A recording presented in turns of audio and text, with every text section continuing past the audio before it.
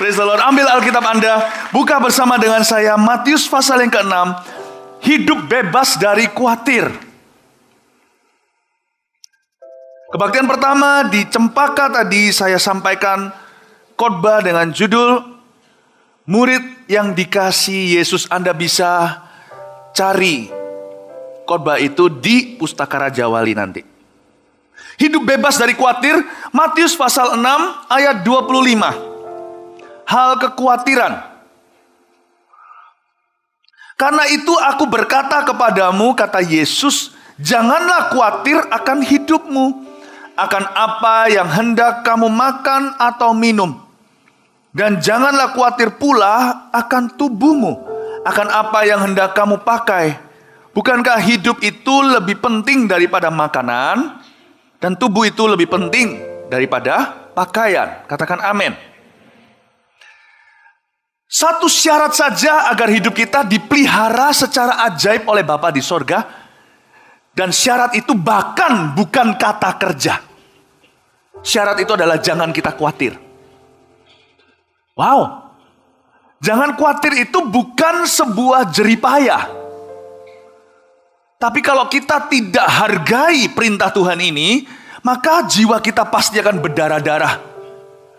Segala berkat Tuhan dalam hidup kita akan bocor kemana-mana. Dan kehidupan rohani kita pasti akan terpuruk. Jangan kamu khawatir, burung di udara dia pelihara. Jangan kamu khawatir, bunga di padang dia hiasi. Jangan kamu khawatir, apa yang kau makan dilupakan. Jangan kamu khawatir, Bapa di sorga memelihara. Lagu sekolah minggu yang pernah kita nyanyikan. Jangan lupakan, a simple truth, kebenaran yang begitu sederhana, tapi sanggup untuk mengundang kuasa Allah. Paling suka ketika guru saya dulu, waktu saya masih kecil di gereja, mengubah lagu itu menjadi seperti ini. Aku tidak khawatir, burung di udara dia pelihara. Siapa di sini nggak mau khawatir? Ikut saya nyanyi. Aku tidak khawatir, bunga di padang dia hiasi. Aku tidak khawatir, apa yang ku makan dilupakan. Aku tidak khawatir, Bapa di sorga memelihara. Apa alasannya kita gak khawatir? Aku tidak khawatir, Bapa di sorga memelihara.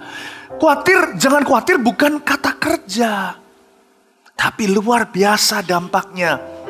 2000 tahun lalu ketika Yesus duduk di sebuah padang, kalau Anda ke Israel dengan saya, Anda akan melihat bahwa tempat-tempat itu ada. Alkitab bukan cuma sekedar sebuah cerita, tapi ternyata adalah suatu kitab sejarah juga, bukan cuma firman Allah. Saya melihat tempat itu luas, tempat Yesus duduk di sana. Tanpa sound system bisa berkhotbah. Begitu banyak orang mendengarkan khotbahnya. Luar biasa. Sebuah lembah, sebuah gunung, Tuhan bisa pakai apa saja. Dan Tuhan menyampaikan berita yang luar biasa ini. 2000 tahun yang lalu, dunia tetap sama seperti hari ini. Cuman sekarang lebih bejat gitu aja. Tapi dunia itu sama, gak berubah. Kita ini hidup di sebuah bumi yang sudah tua sekali. Dan pergumulan manusia dari dulu sekarang sampai selamanya gak berubah. Jadi bukan cuma Tuhan Yesus yang gak berubah. 2000 tahun yang lalu, orang juga sama seperti kita. Khawatir untuk rezekinya, makan minumnya, membayar biaya ini, biaya itu, bon ini, bon itu, rekening ini, rekening itu. Meskipun belum ada listrik, mereka juga harus membayar hutang. Jadi Yesus bilang gini, janganlah khawatir akan hidupmu. Kata hidupmu itu melompat di dalam hati saya. Kalau Tuhan pernah tolong orang Israel melewati air laut samudra, membelahnya di tengah-tengah, di bagian dasar samudra menjadi jalan raya. Jangan pernah berkata mujizat itu untuk masa lalu karena dulu itu punya kebutuhan khusus. Enggak, sama saja. Sekalipun Tuhan sekarang mungkin tidak membelah Bengawan Solo, tapi Tuhan masih bisa menyelamatkan umatnya. Katakan amin. Jangan pernah merasa Tuhan itu spesial di masa lalu. Dan Tuhan hanya istimewa perlakuannya kepada beberapa orang. Anda dan saya yang jadi anak-anak Tuhan, yang tahu bahwa kita dikasih oleh Tuhan Yesus, tidak ada perlakuan istimewa di dalam kerajaan Allah. Dia memperlakukan kita semua dengan sama, yaitu dia mengasihi kita semua. Kalau dia melakukan mujizat dulu, dia bisa lakukan lagi sekarang. Kalau Tuhan menolong orang lain, dia pasti tolong saya. Tangannya pasti terulur dan terbuka untuk aku. Jangan pernah merasa bahwa hidup masa lalu itu lebih gimana gitu. Atau hidup orang lain itu lebih diperhatikan oleh Allah. Janganlah khawatir akan hidupmu. Kata mu di situ penting sekali, hidupmu. Jangan pikir orang lain, jangan banding-bandingkan diri. Orang yang suka membanding-bandingkan akan kelewatan berkat Tuhan. Dia akan tidak bisa melihat penyediaan Tuhan dalam hidupnya. Bahwa Tuhan telah merancangkan setiap rencananya yang damai, sejahtera, penuh pengharapan bagi setiap anak-anaknya. Seunik dan seistimewa sidik jari kita masing-masing berbeda, sekalipun anak kembar sekalipun. Janganlah khawatir akan hidupmu. Aku tahu konteks hidupmu. Aku tahu pergumulanmu, kata Tuhan. Aku tahu anakmu seperti apa. Aku tahu kondisi levermu. Aku tahu bukan lever anakmu, tapi kantongmu. Dompetmu aku juga tahu. Janganlah khawatir akan hidupmu. Itu specially designed just for you. Kalimat itu gak bisa diterapkan semua orang rata. Seperti bikinan pabrik secara massal. Kalimat ini Tuhan ulangi hingga hari ini per orang sekali. Janganlah khawatir akan hidupmu. Ye dan Ike. Ni hawa. Sampean dan kulo. Lo sama gue. Tuhan repeat. Saya harap sampai detik ini khotbah saya sudah jadi remah. Saya bisa selesai nih. Dan mujizat akan terjadi. Saya bisa tutup ibadah di sini sekarang. Kalau Tuhan bicara kepada Anda di muka Anda per orang satu kalimat sendiri. Meskipun kedengarannya sama, aplikasinya lain-lain dan berbeda.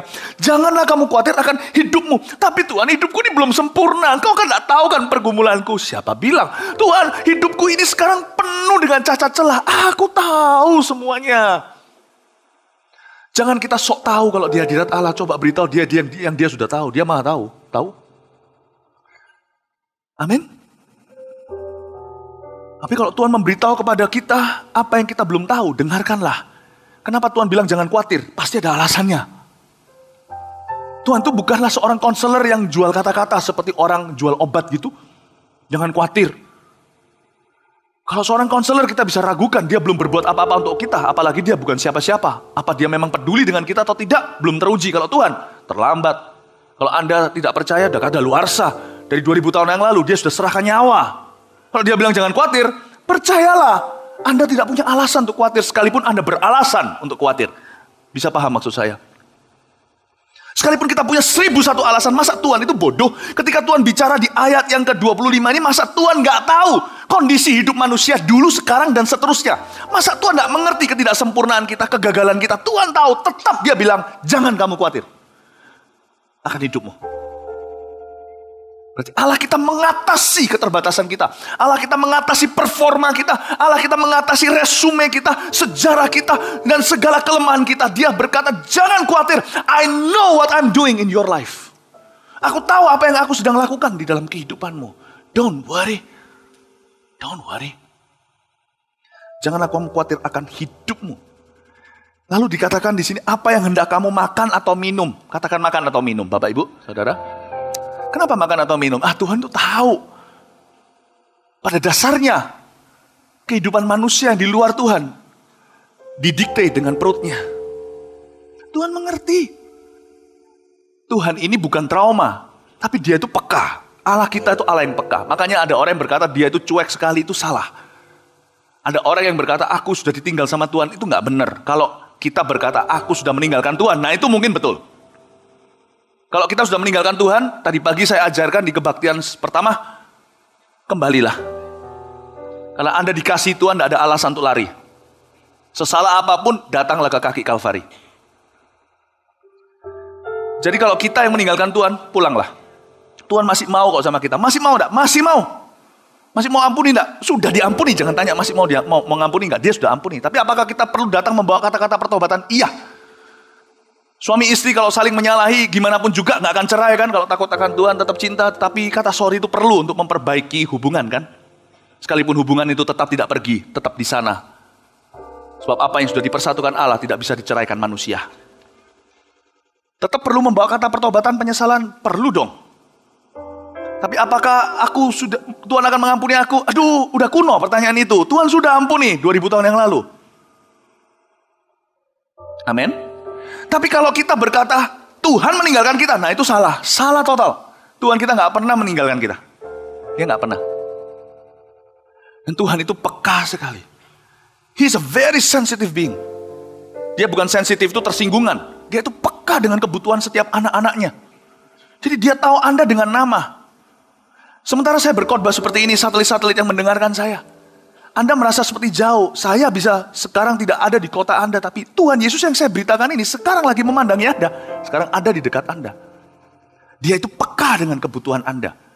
Dan dia berkata, jangan khawatir apa yang hendak kau makan atau minum.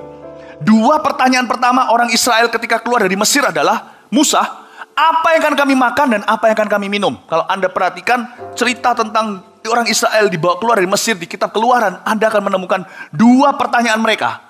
Itu dua kebutuhan pokok.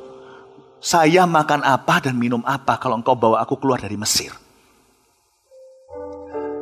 Bayangin, setelah sekian lama sejak Musa, lahirlah Yesus di Bethlehem. Lalu Tuhan Yesus yang lahir di Bethlehem ini, Tuhan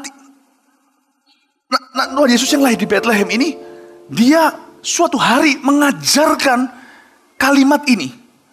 Jangan khawatir akan apa yang kau makan dan minum.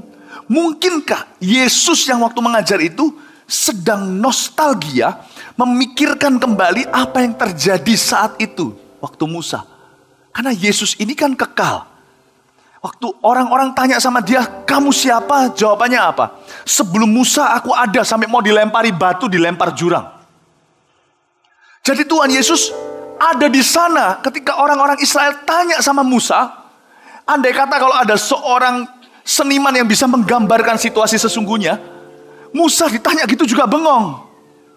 Ketika orang Israel berdiri, penatua-penatuanya semua perwakilannya berdiri di sana berkata, Musa, kau bawa kami keluar.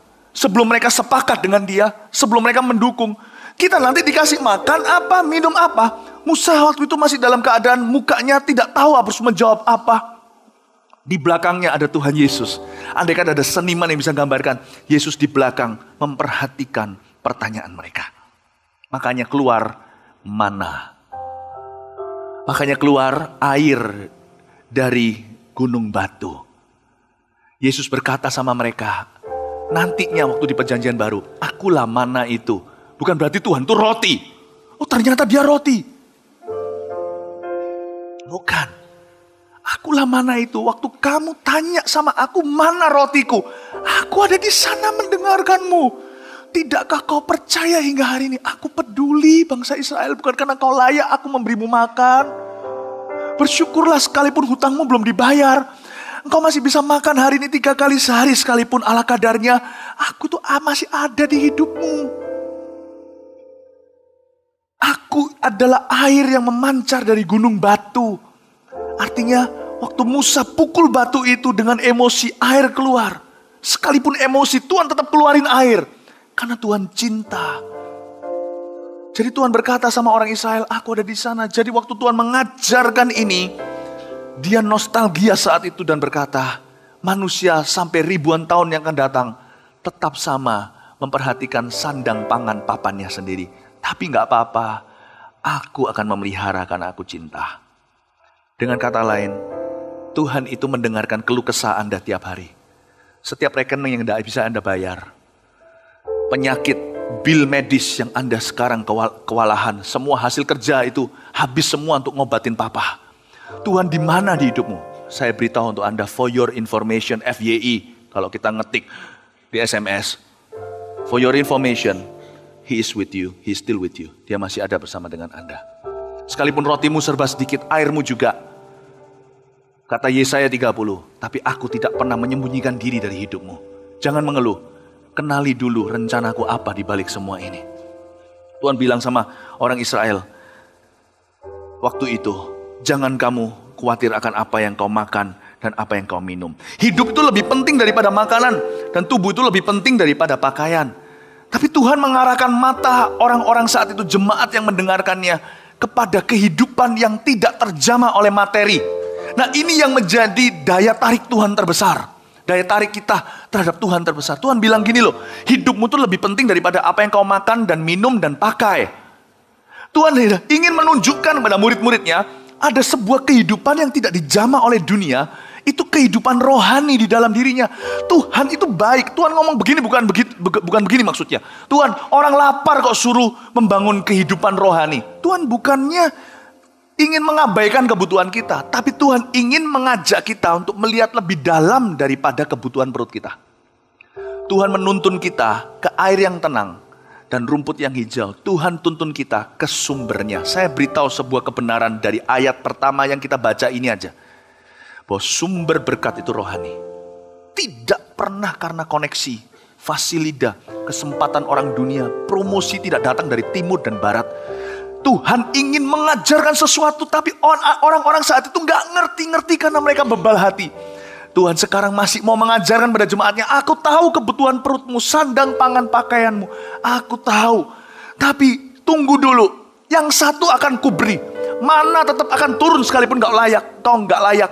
Orang Israel itu bersungut-sungut tetap dapat mana 40 tahun di padang gurun. Sekalipun mereka marah-marah, Musa juga ikut emosi segala, Tuhan tetap memancarkan air. Namanya orang haus, masa tidak dikasih minum? Mau mereka menghujat Allah, Tuhan tetap kasih mereka UMR-nya. Tapi Tuhan mau kita itu berpikiran di upgrade. Tuhan mau kita akhirnya bisa menemukan sumber berkat itu. Dan Tuhan mau kita setuju bahwa berkat itu pertama-tama harus diawali dengan kehidupan rohani. Tidak ada berkat yang sejati maupun kekal yang munculnya karena dongkraan orang luar. Saya yakin Anda memberi seseorang ikan, dia akan makan untuk sehari. Besoknya dia akan minta-minta roti lagi. Tapi kalau Anda bisa menemukan sumbernya, Allah memberikan ilmunya yang pas, Anda akan makan seumur hidupmu. Tuhan mau kita melihat sumber kemenangan itu ada dalam hubungan kita dengan Dia. Bukan terletak pada berkat materi yang diberi. Karena ada orang berkata, asal engkau memberi aku yang satu ini, aku pasti akan bahagia. Nggak tentu. Buktinya ada ribuan tahun dibuktikan oleh sejarah orang Israel. Mereka dikasih tiang awan, tiang api aja nggak puas-puas. Mereka dikasih mujizat burung puyuh begitu banyak. Malah kebanyakan. Nggak ngerti gimana mengkontrol diri, ambil terlalu lebih daripada yang cukup, daripada yang mereka butuhkan. Sehingga sebelum mereka bisa menelan daging itu keluar dari lubang hidungnya, rakus. Kalau Anda hari ini merasa kalau sampai saya dikasih ini saya baru bahagia, itu tipu daya dan muslihat setan. Itu adalah pikiran daging yang belum ditaklukkan. Saya tidak mau kita ini punya kehidupan mengikut Tuhan itu adalah berdasarkan berkat. Kalau engkau memberi ini, aku pasti senang.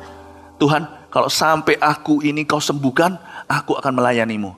Kalau sampai aku keluar hutang, aku nanti akan bayar perpuluhan.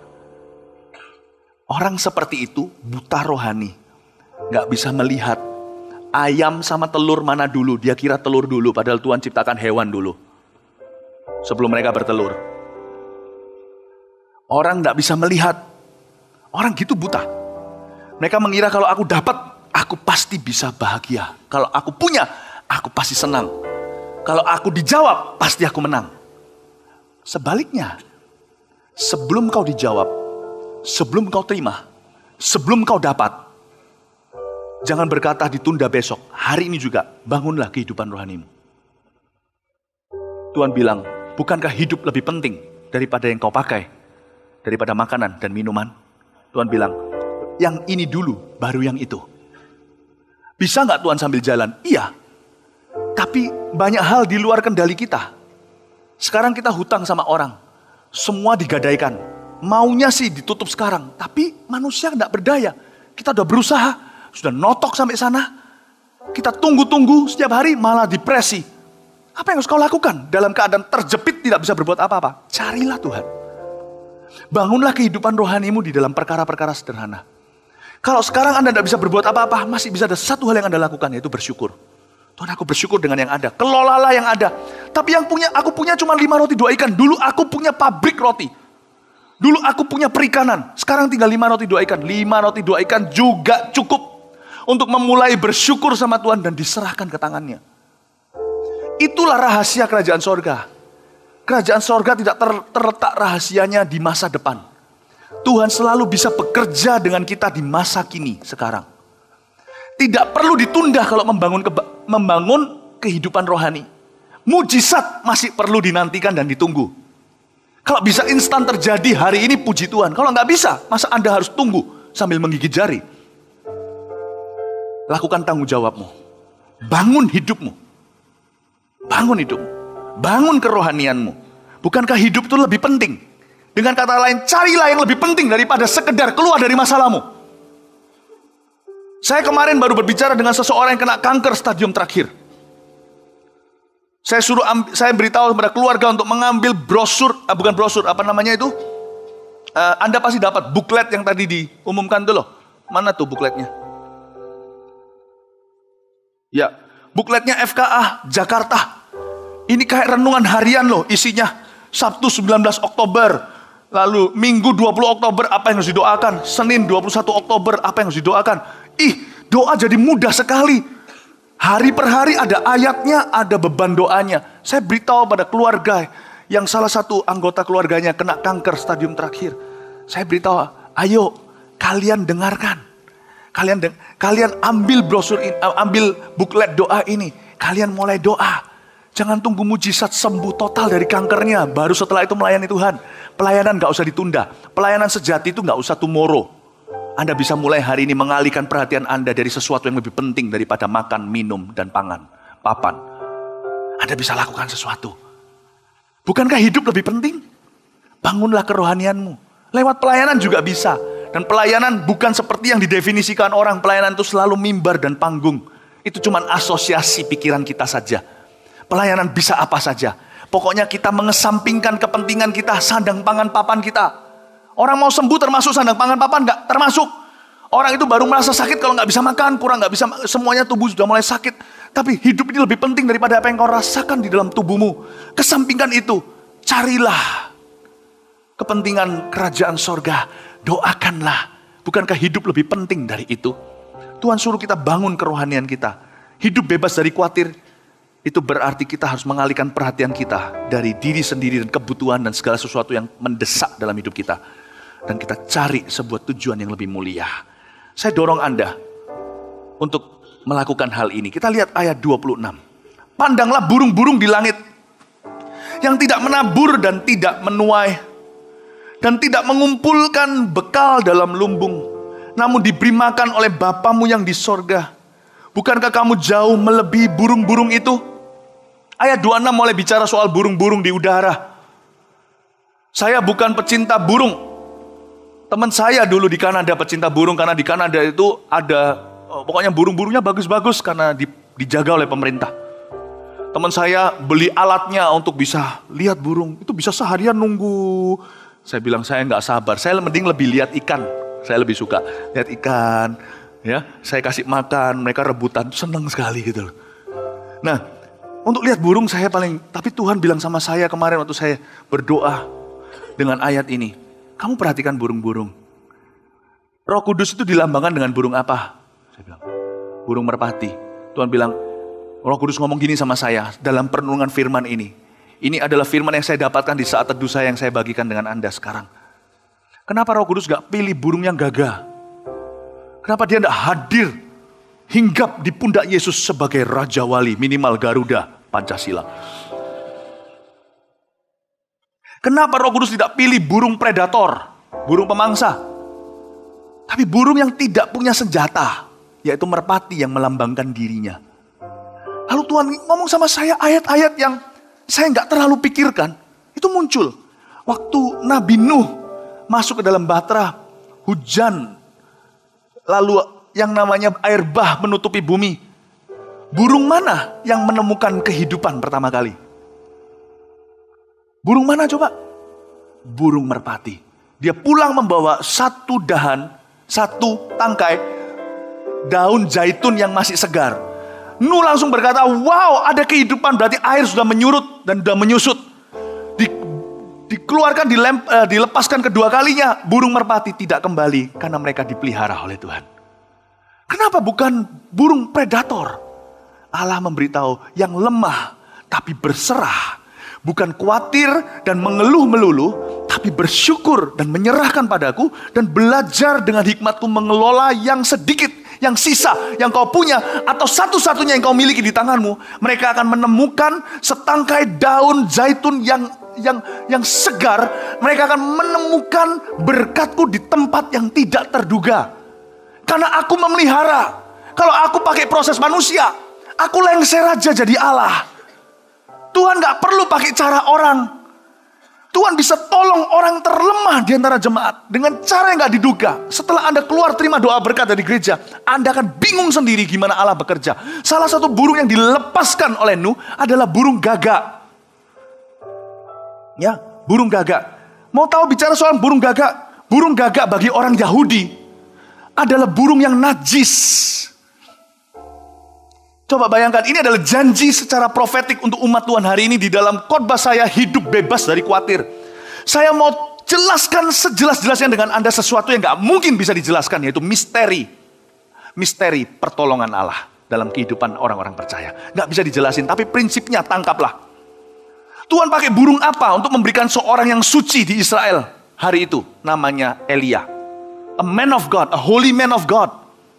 Elia. Dia pakai burung apa? Gagak.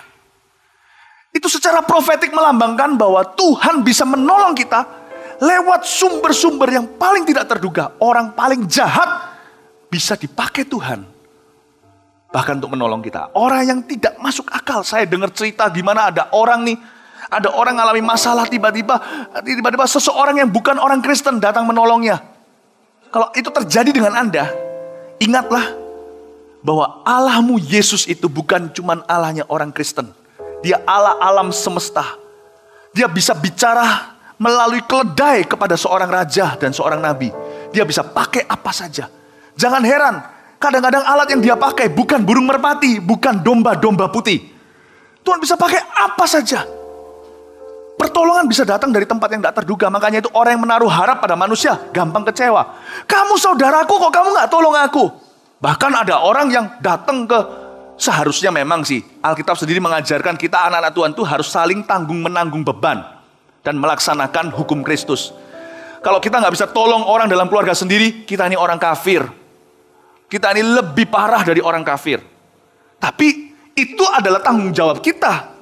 Tapi kalau misterinya Allah tidak bisa terduga. Allah kalau pakai gak harus pakai satu alat. Dia gak harus pakai satu jenis orang. Dia gak harus pakai orang Kristen untuk memberkati Anda. Bahkan dia sendiri berkata, harta orang fasik itu ada kakinya, akan cari alamatmu. Dia akan mengubah. Alkitab sendiri berkata, dia akan menyuruh raja-raja datang untuk ngemong anakmu, atau untuk babysitting anakmu. Dia akan kirim raja-raja yang tidak seolah-olah gak takut akan Tuhan, tapi Tuhan yang setir hati mereka ke kiri dan ke kanan.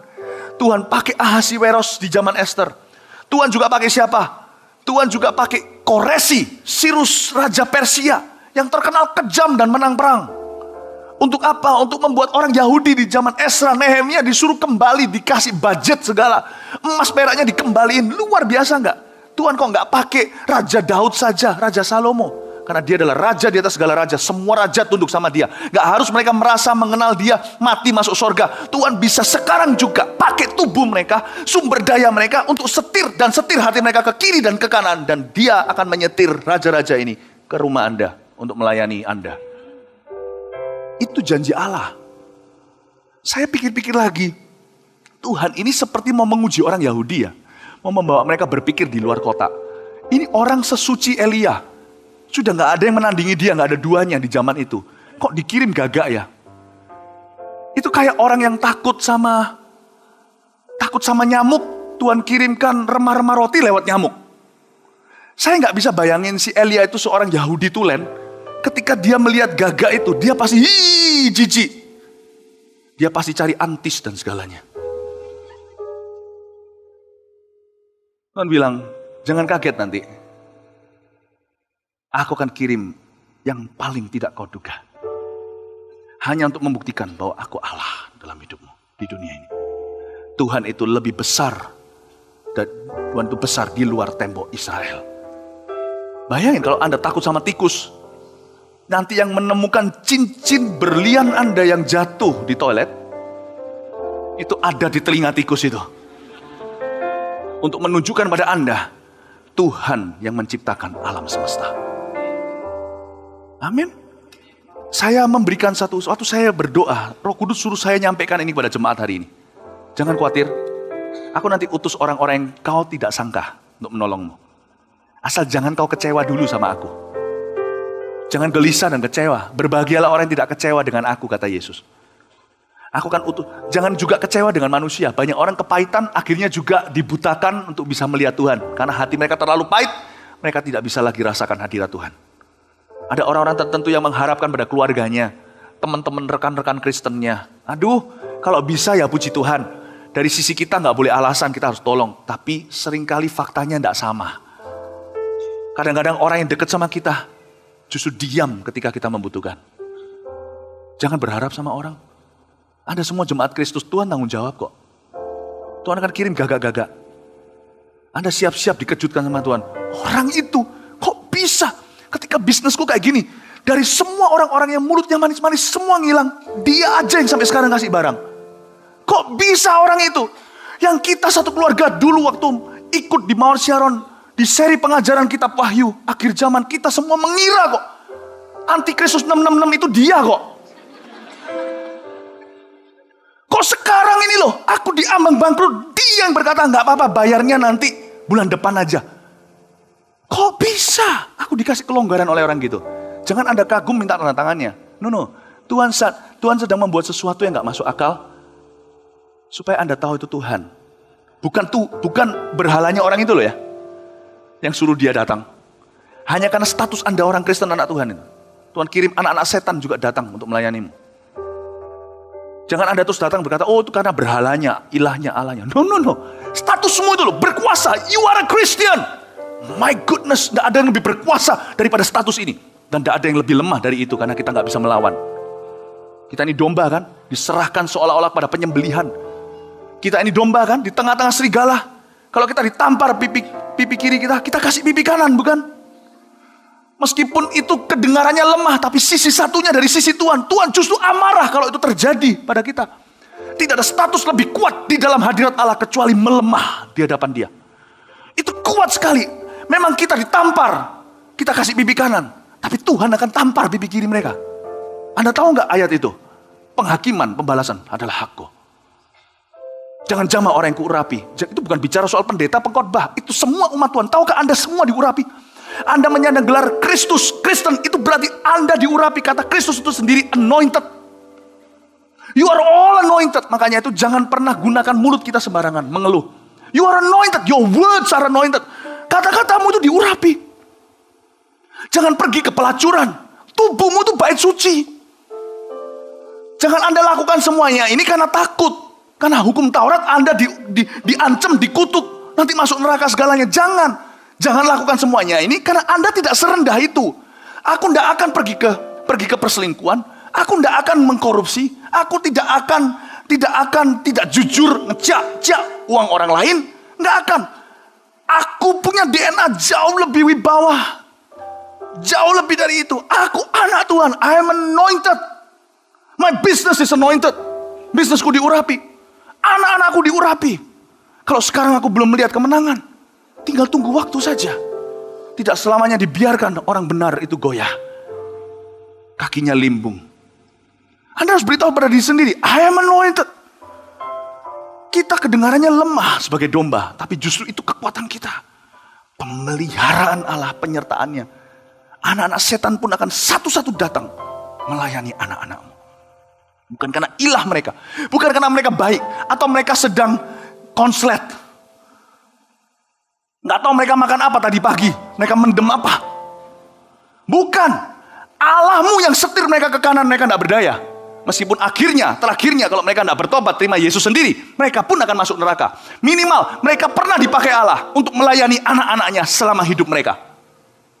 Saya tahu ada banyak orang di neraka nanti merasa kecolongan. Dulu aku dipakai untuk melayani orang itu. Ya udah, Tuhan yang suruh. Tuhan itu maha kuasa. Gagak pun tunduk sama dia. Saya mau beritahu pada Anda secara simbolis. Ini ada kata-kata profetik di dalam hati saya. Sekarang terus Roh Kudus ngomong terus dalam hati saya. Beritahu mereka, aku akan kirim gagak. Beritahu mereka, aku akan kirim gagak. Aku akan kirim gagak.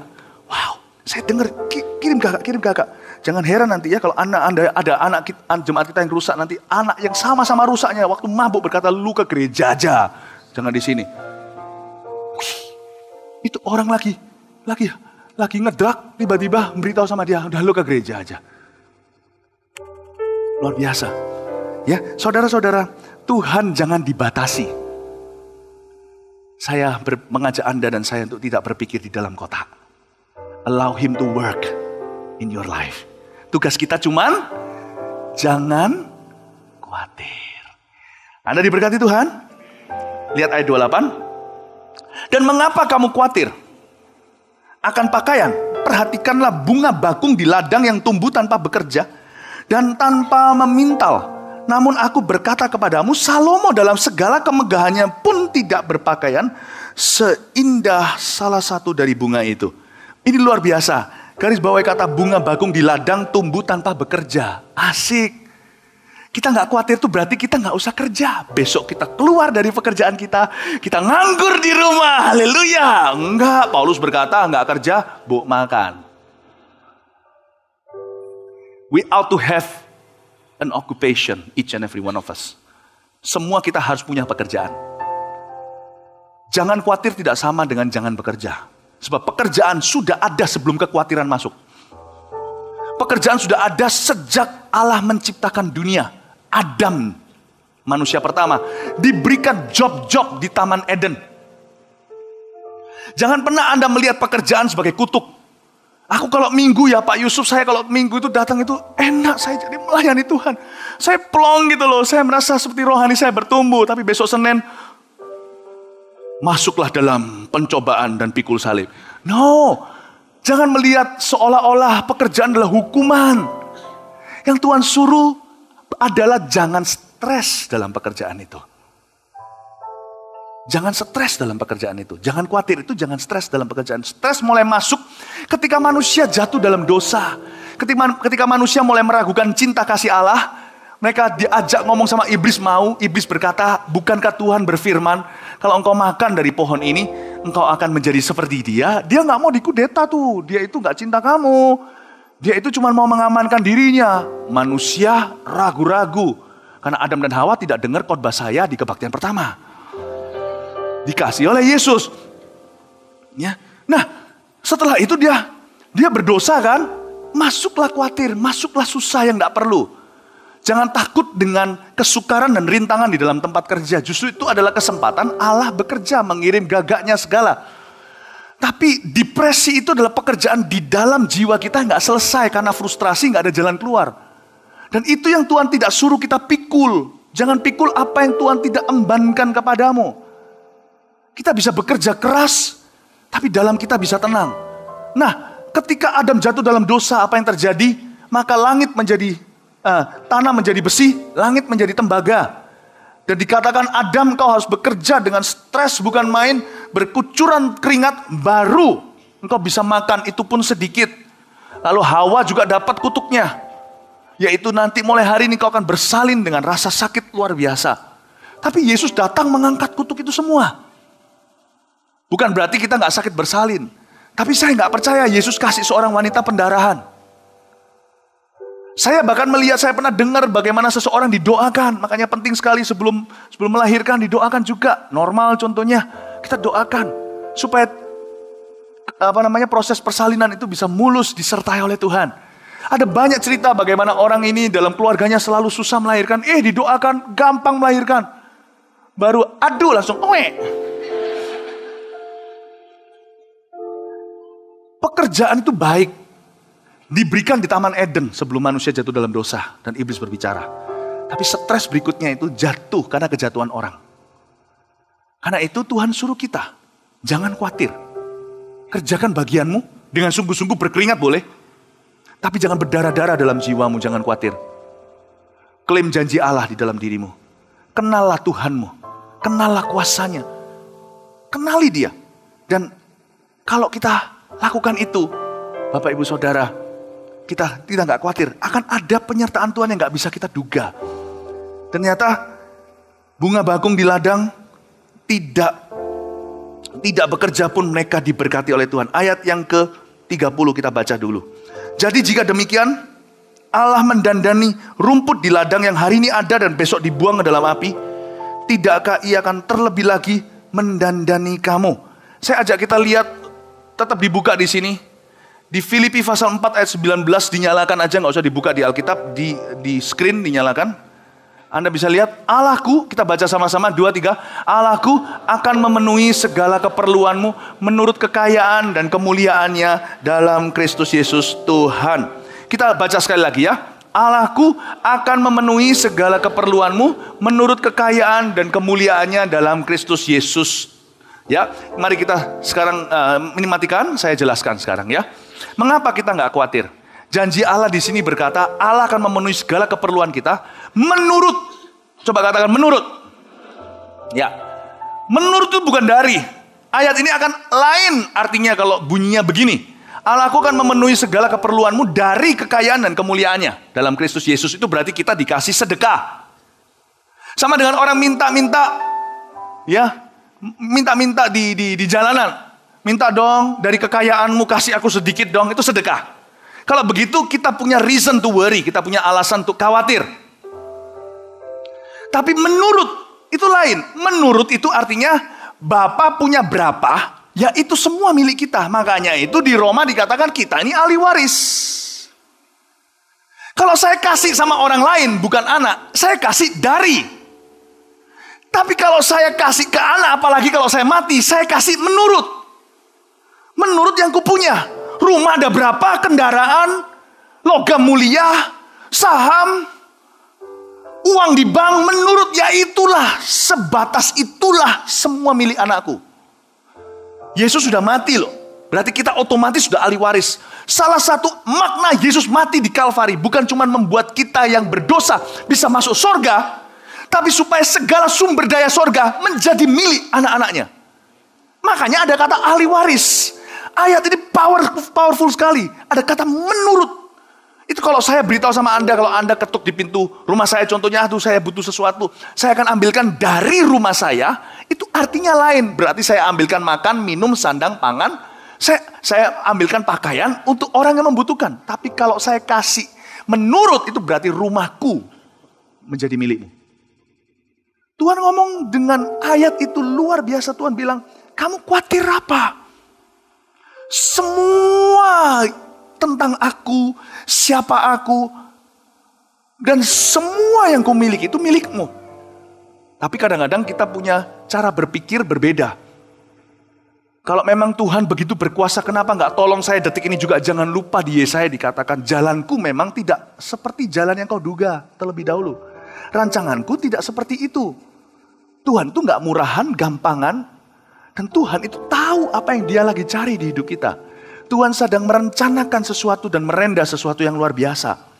Amin Bapak Ibu Saudara. Kadang-kadang kita maunya instan. Tuhan instan. Kalau Tuhan sekarang kasih aku bahagia. Tuhan gak tentu maunya begitu detik ini juga.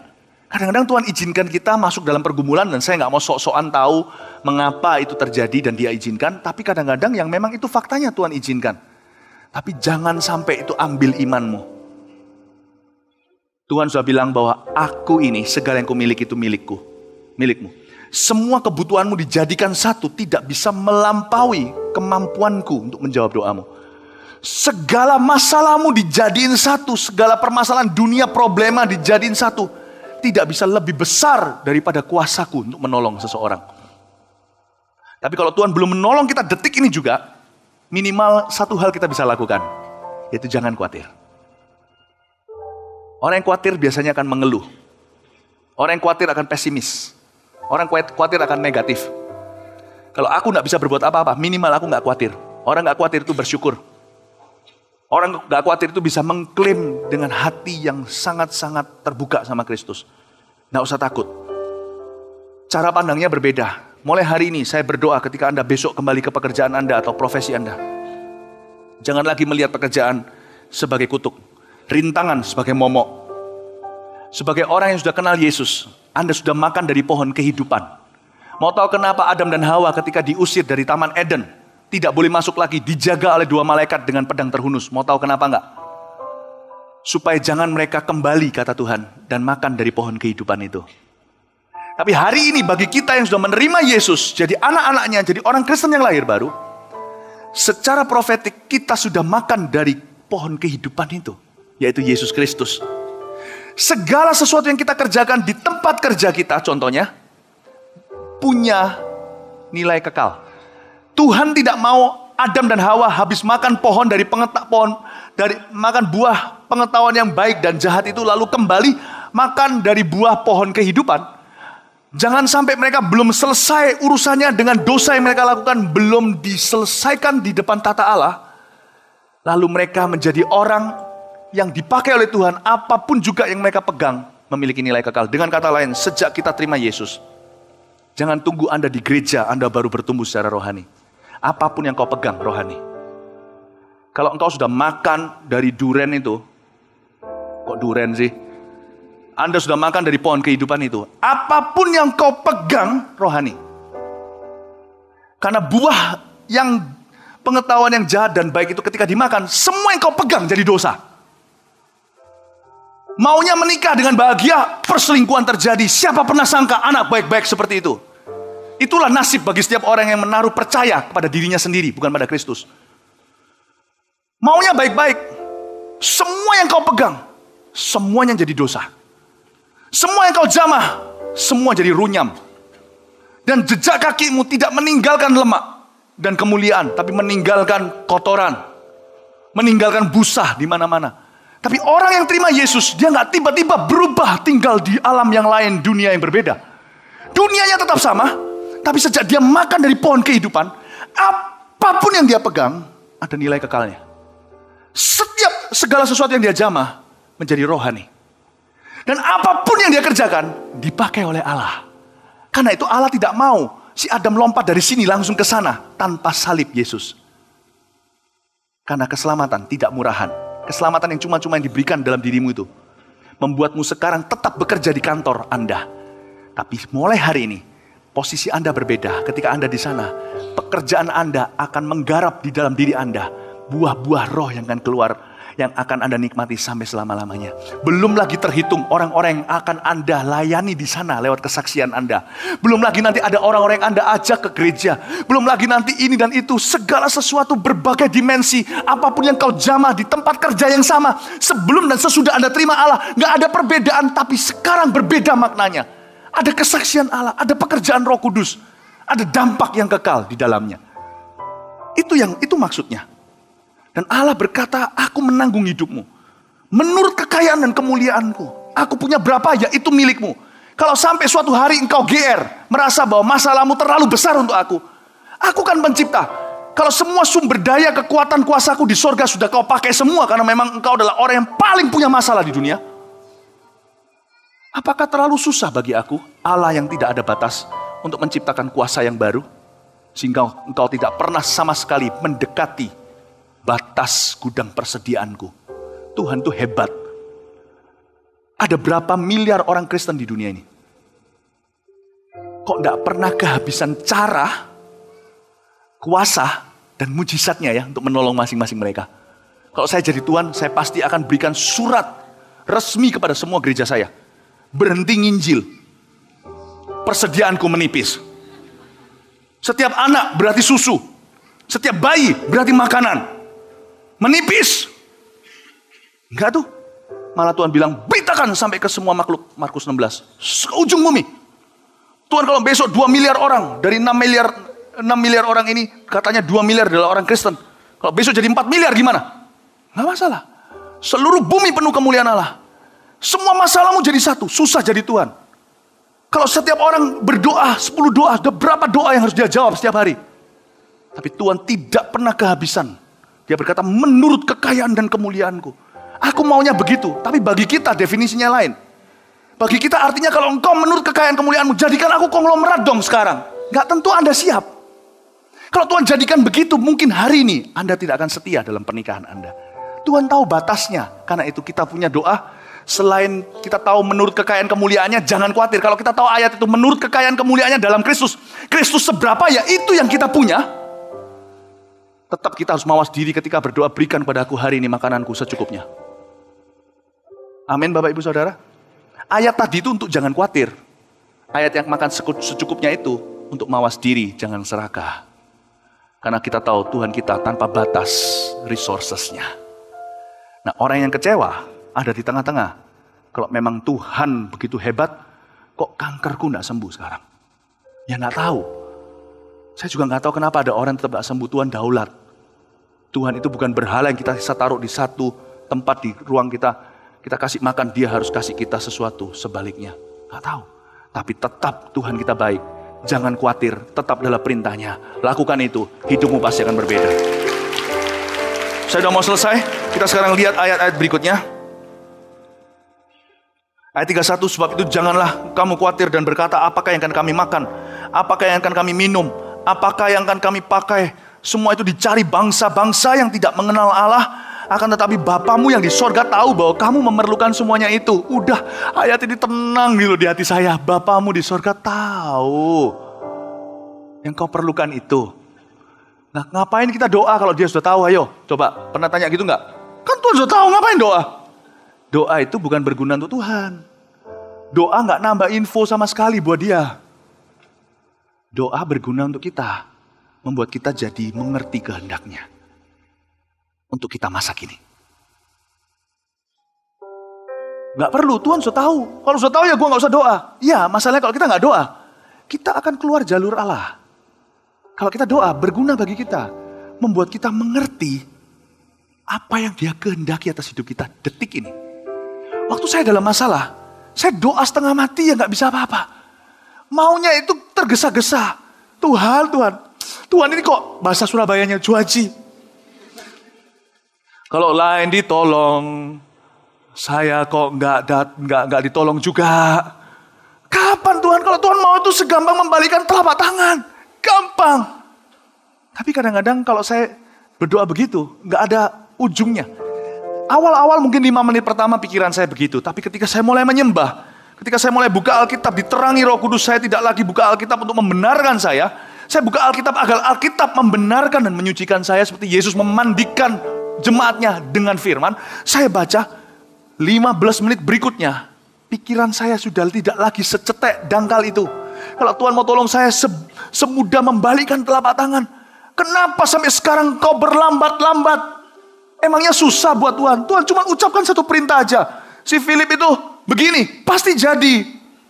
5 menit pertama boleh berpikir begitu.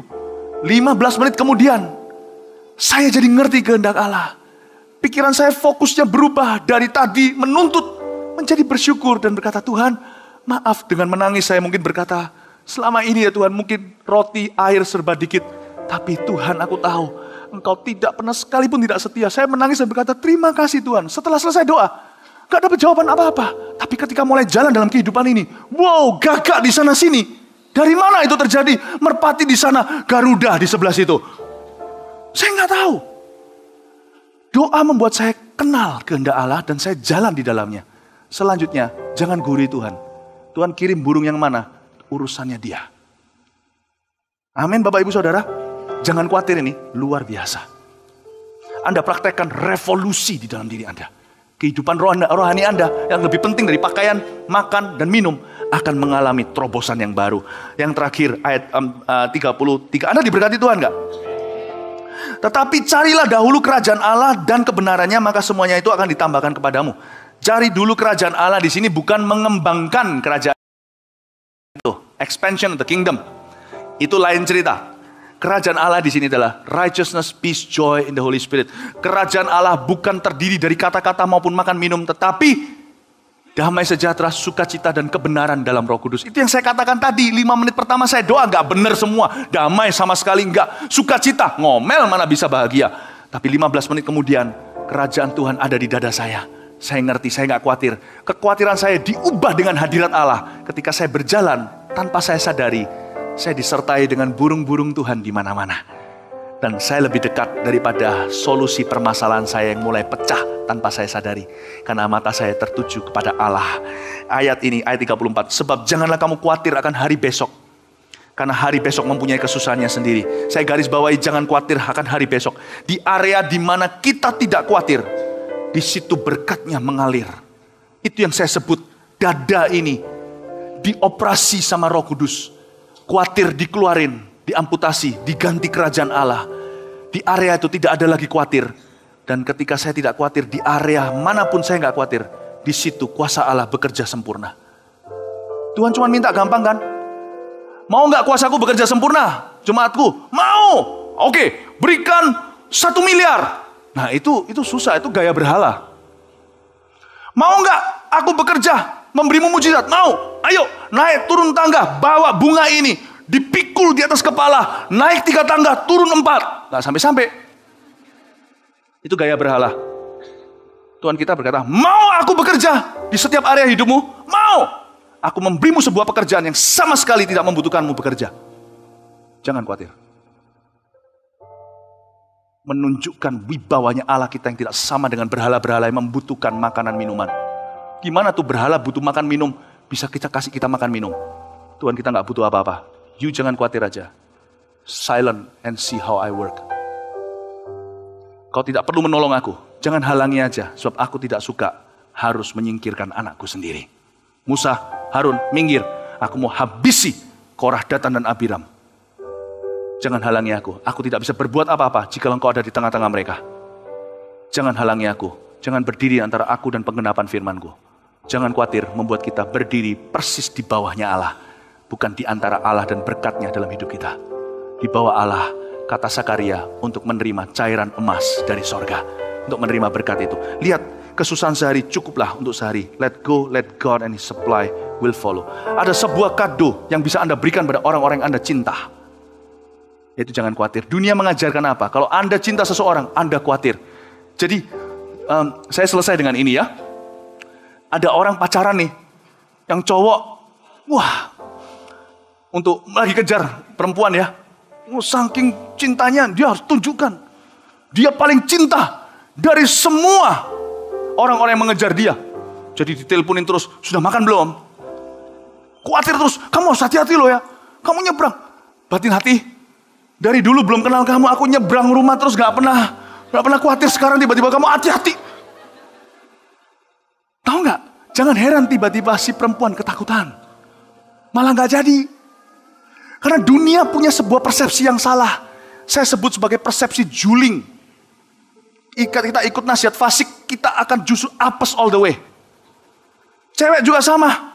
Wah, belum apa-apa. Belum menikah, baru jadian, udah senang sekali. Kamu adalah belum suami, udah panggilnya suamiku, istriku. Yang cowok mulai melotot, mulai menyesal jadian sama dia. Telepon per 15 menit. Baru jadi 1 hari. Kamu sudah sikat gigi belum? Telepon lagi.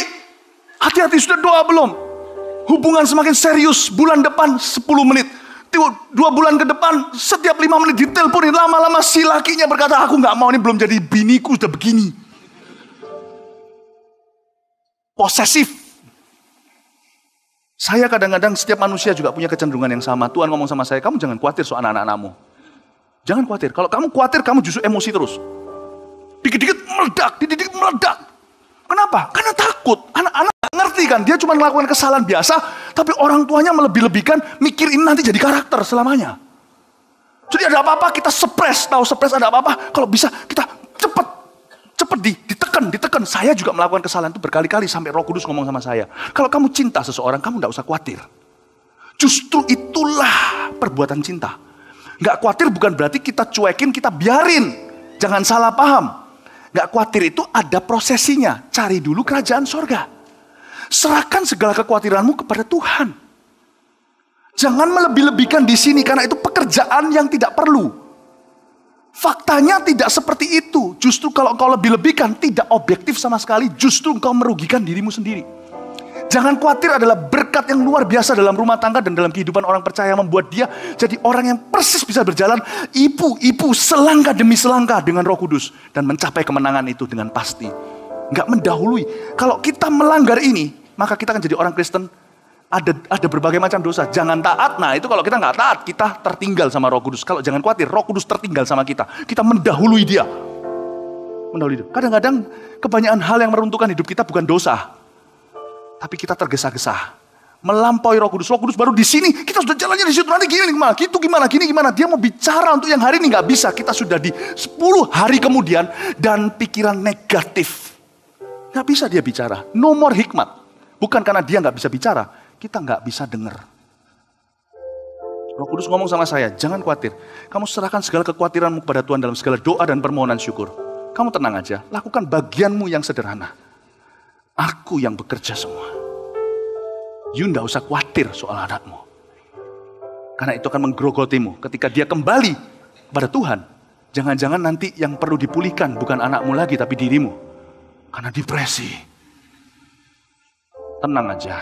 Tidak akan nambah sehasta kok kekhawatiranmu. Serahkan padaku. Amin Bapak Ibu Saudara. Amin. Nah ini kelihatannya menemplak berapa wanita-wanita yang nilpuni pacarnya per 5 menit. Semoga Anda berubah sebelum Anda kehilangan dia. Berikan tepuk tangan untuk Tuhan Yesus. Haleluya. Mari kita semua bangkit berdiri. Haleluya. Katakan aku tidak khawatir. Burung di udara dia pelihara. Katakan pada dirimu. Aku tidak khawatir. Bunga di padang dia hiasi. Aku tidak khawatir apa yang ku makan dilupakan. Aku tidak khawatir Bapa di sorga memelihara. Katakan kanan kirinya, jangan kamu khawatir. Jangan kamu khawatir. Burung di udara dia pelihara. Jangan kamu khawatir. Bunga di padang dia hiasi.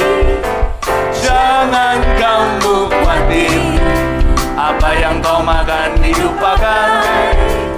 Jangan kamu khawatir, Bapa di surga. Lihat kanan kiri lagi dengan muka bangga, katakan aku tidak khawatir. Di udara dia pelihara. Aku tidak khawatir, bunga di padang dia hiasi. Aku tidak khawatir, apa yang ku makan dilupakan. Aku tidak khawatir, Bapa di surga aku tidak khawatir. Aku tidak khawatir, Bapa di surga memelihara. Aku tidak khawatir, Bapa di surga memelihara. Berikan tepuk tangan bagi Tuhan Yesus. Haleluya. Mari angkat tangan, kita akan terima doa berkat. Terima kasih Tuhan untuk firman yang boleh menguatkan kami. Kami percaya seroh khawatir kami patah dalam Yesus, untuk kami mempunyai hubungan yang melekat dengan Engkau, untuk mengerti kehendak-Mu, dan kami serahkan masalah kami, problem kami, pekerjaan kami, semua ke dalam tangan-Mu. Engkau yang mempunyai, Engkau yang memulai, pasti Engkau yang menyelesaikan dengan benar. Terima kasih Tuhan. Kami berdoa untuk hamba-Mu, mari arahkan tangan kanan, akan berangkat pada hari yang datang.